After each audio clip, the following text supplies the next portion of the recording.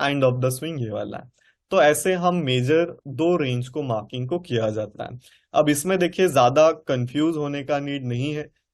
चीजें काफी सिंपल हैं। एंड आप अगर एग्जैक्ट मार्किंग नहीं भी करते हैं तो भी कोई भी दिक्कत वाली बात वहां पर नहीं है। बट ओवरऑल जितना आप मार्किंग को सही करेंगे उतना ज्यादा बेटर रहेगा, क्योंकि ओवरऑल मार्केट देखिए क्या करता है, मार्केट सर्टेन रिस्पॉन्सेस को रिएक्ट करता है। मतलब जैसा मार्केट होगा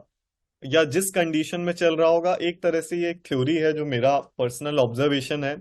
कि मार्केट अगर से एक पेस ऑफ मोमेंटम, जैसे आपको एक्सप्लेन किया गया कि पेस ऑफ मोमेंटम क्या है, पेस ऑफ मोमेंटम क्या है, स्पीड ऑफ मोमेंटम है, या किस पेस से, आप मेरा जो फीलिंग है वो आई होप समझ पा रहे होंगे, किस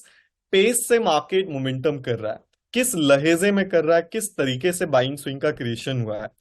तो कोई भी स्विंग जो भी मार्केट्स में क्रिएट होते हैं, जैसे हम स्विंग एनालिसिस करते हैं, तो मार्केट में सपोज कोई भी जो भी स्विंग्स मार्केट में क्रिएट होता है, चाहे buying selling swing intraday level पर हो, चाहे buying selling swing weekly level पर हो, या जैसे हमने ये जूम आउट किया है चार्ट्स को और ये बड़े बड़े स्विंग्स मैंने मार्क किए हैं, चाहे इस लेवल पर हो,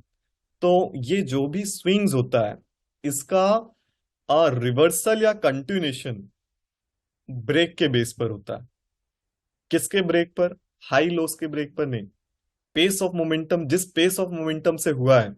उस पेस ऑफ मोमेंटम में अगर कोई चेंजेस आता है,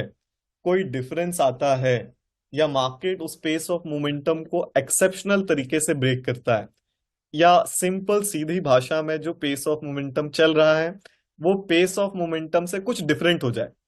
या फिर तो मोमेंटम स्लो हो जाए, और या फिर तो उससे भी ज्यादा एक्सेप्शनल हो जाए, या पेस ऑफ मोमेंटम बढ़ जाए, डोमिनेशन बढ़ जाए,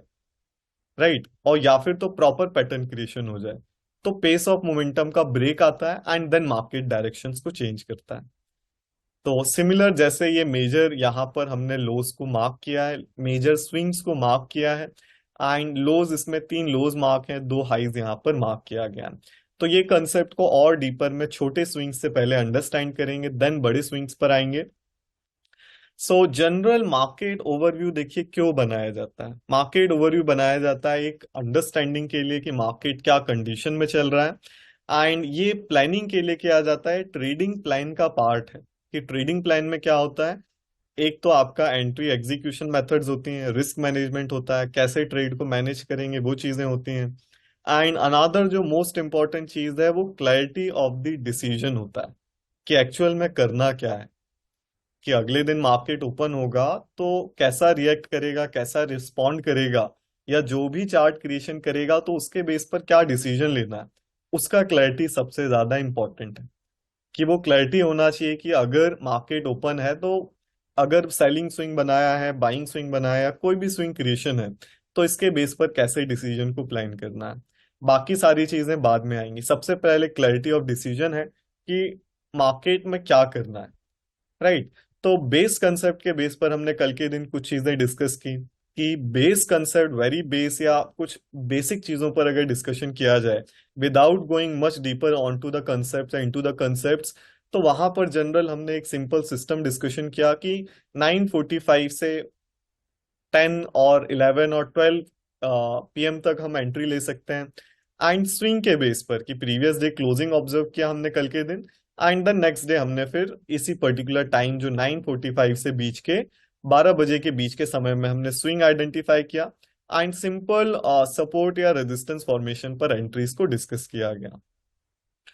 सो ये तो बेस कंसेप्ट हो गया। अब क्लैरिटी को कैसे डेवलप करेंगे मेजर ओवरव्यू के बेस पर, कि ये एक बार रेंज मार्किंग आपने कर लिया कि रीसेंट मेजर लोज मेजर हाइस कर लिया, और उसके पहले जो भी मार्केट कंडीशन में चल रहा है वो देख लिया कि मार्केट क्या मेजर एक बड़े स्विंग में हाई लेवल पर है,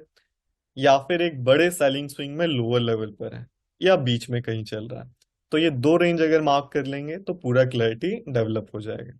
तो जैसे यहां मैंने रीसेंट रेंज मार्क कर दिया, इसके पहले का ये जो बड़ा बाइंग स्विंग चल रहा था तो ये बड़ा बाइंग स्विंग मार्क कर दिया। अब इसमें से कंक्लूजन क्या निकाला जाता है,